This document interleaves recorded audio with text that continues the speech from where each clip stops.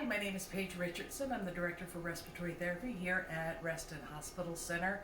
I'm a NICU respiratory therapist of about 23 years and a transport respiratory therapist of about 18 years.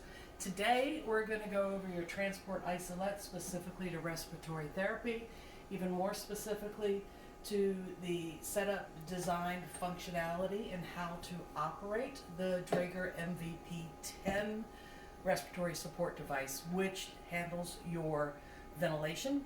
It handles CPAP, high flow technologies, as well as powers your neopuff should you need to use that in the course of transport. Before we get into all of that, I want to go over just the basic design of your isolette, which I'm sure most of you are familiar with, but it never hurts to check out all the lines and wires to see where they are for issues that might come up due to accident, injury, bumping, or somebody just pulled a line, so you can troubleshoot in the field if you needed to.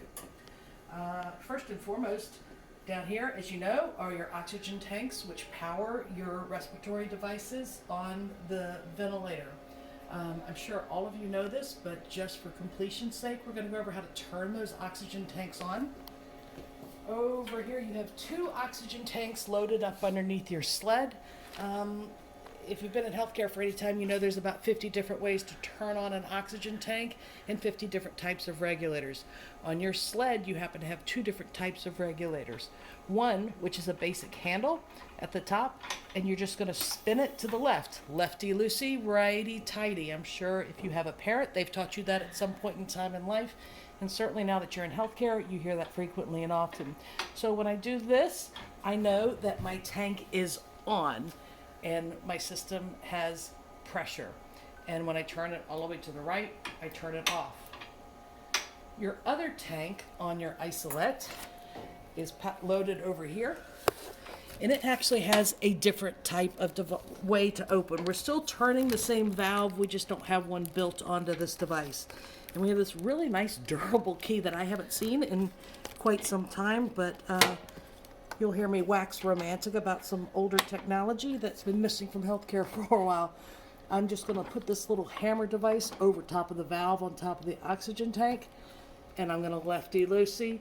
As soon as I crack it open at least 2 inches, I know that I've got full pressure going to my instrumentation.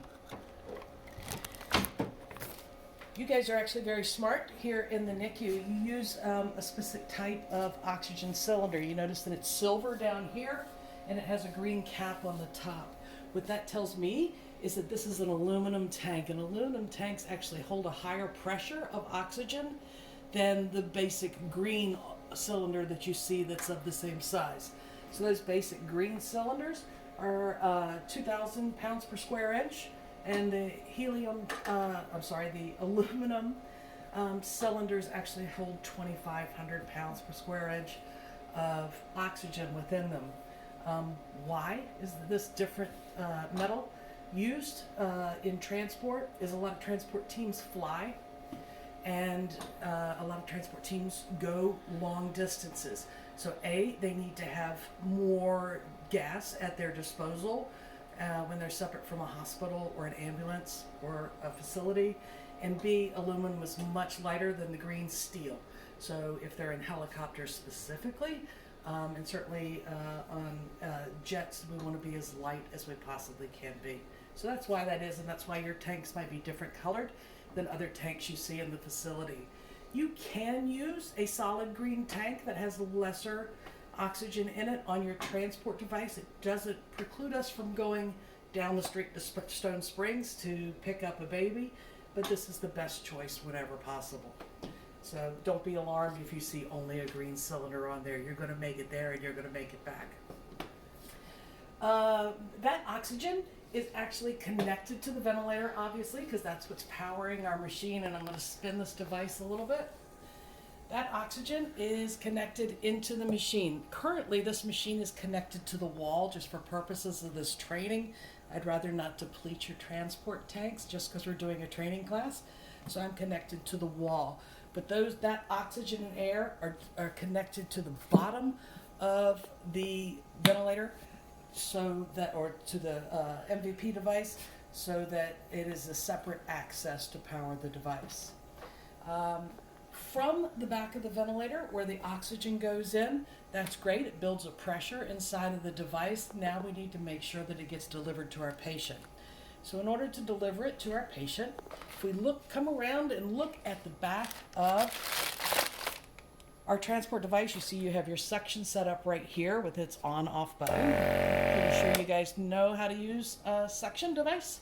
We have an O2 analyzer, which analyzes the oxygen and the air that's going into the device in order to be in the blender so you can adjust the FiO2 being delivered to your patient. And we know how much FiO2 is going to our patient because we have an analyzer right there in the mix box is what I think of it as. We call it a blender here in there that's connected to an O2 analyzer on top of the device. If some of you guys have been here more than a few years, you know that your O2 analyzer used to be on the front of this device. I think it had a bad, sad accident one day, and instead of replacing it, we opted to go with just a portable one. Coming out of the back of our device are the power lines for the different technologies that we will provide. We have a green line, which is our oxygen or a medical gas line that's powering to the ventilator. We have a clear line right here, which is attached to a pressure manometer, which is that manometer you see functioning on the front of the device. And on the bottom, there's a red line, which is our expiratory pressure line. Okay? And those lines literally go down to the bottom of the machine, under your baby, under the isolette, and above the oxygen tanks. And they run